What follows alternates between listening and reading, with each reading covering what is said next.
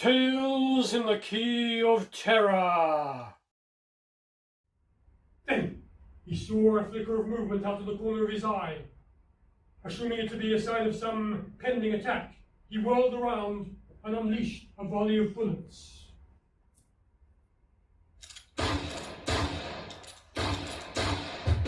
Only then did he realize that what he'd seen was actually the boy from the balcony, rushing down the stairs towards the bar, crying out for his daddy, who was presumably one of the men Danny had just killed. The boy collapsed to the floor, his body riddled with wounds. The firing in the saloon suddenly ceased, and those involved began to file quickly out into the street.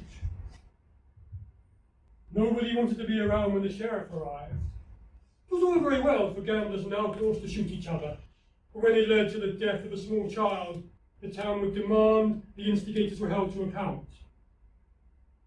Danny stared at the boy's lifeless body, his arm dropping to his side.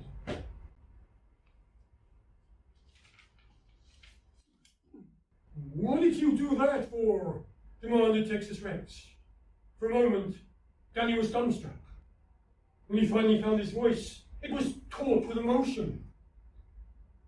"I didn't mean to. I didn't see him until it was too late." "Well, we're gonna scare now," exclaimed Texas Rex. "They'll hang us for sure if they catch us here." Danny gazed into the flickering fire and went over what had taken place in the saloon, bit by bit. No matter how he looked at it, he couldn't see anything he would have done differently. And yet, this did nothing to ease his conscience. He couldn't get the image of that defenseless child collapsing to the floor in a pool of blood out of his mind. Suddenly, something caught his eye beyond the ring of firelight. Unless he was mistaken, there was a figure watching him from the shadows. His hand flew to his gun, and he rose to his feet. "Who's out there?" He moved cautiously forward, preparing to fire. The figure retreated before him, keeping just enough distance between them to prevent him from getting a clear view of it. The only thing he could say for sure was that it was too small to be an adult male. It must either be a woman or a child, or the ghost of a child. Yes, that was it. It was the boy from the saloon, come back to haunt him. "As I was saying, Dixon went on.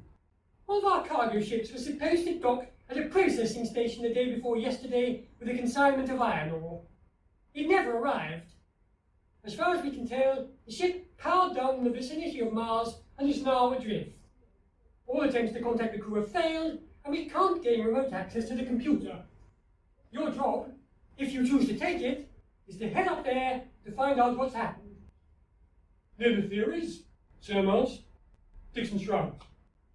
"Could be marauders, but at this point, it's pure speculation." He looked Sam up and down, frowning. "I assume you realize that what I'm asking you to do might be dangerous." "Of course," said Sam, trying to sound as if he dealt with this kind of work all the time. Dixon continued to study him for a moment, before turning his attention to a computer on his desk.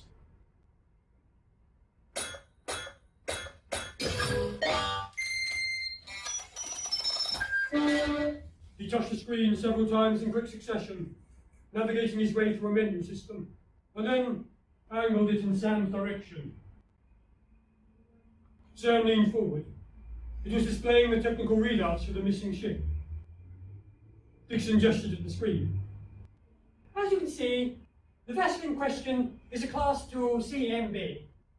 He flew on, skirting the edge of an asteroid cluster. Approaching target vessel. His in-flight computer announced. A moment later, the CMB appeared in the distance. He tried to raise the crew on his comm, but there was no response.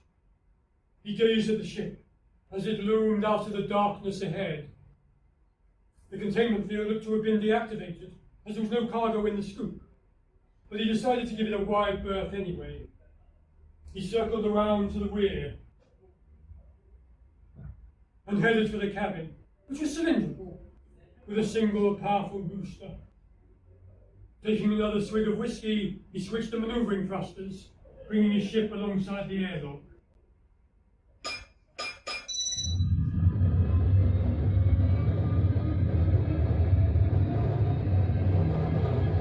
He hit the button which would activate the docking mechanism, and the computer took over, adjusting their position to ensure they were correctly aligned.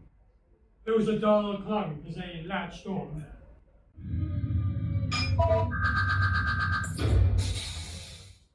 Nobody came to greet him as he would have expected, but everything else seemed normal. The power was on, and the life support system was functioning normally. He drew his laser pistol and stepped aboard, making his way cautiously along the main corridor. A wave of dizziness washed over him, clouding his vision. Then, his mind was filled with a series of discordant visions, snapshots of thought and memory from his attacker. He knew now what the beings were, the last two survivors of an alien civilization whose planet was destroyed by an asteroid. It had been a planet of scorching summers and severe winters, of wonders and horrors, where oceans were filled with toxic poisons and beautiful vegetation could eat you alive. But these creatures had made themselves its masters.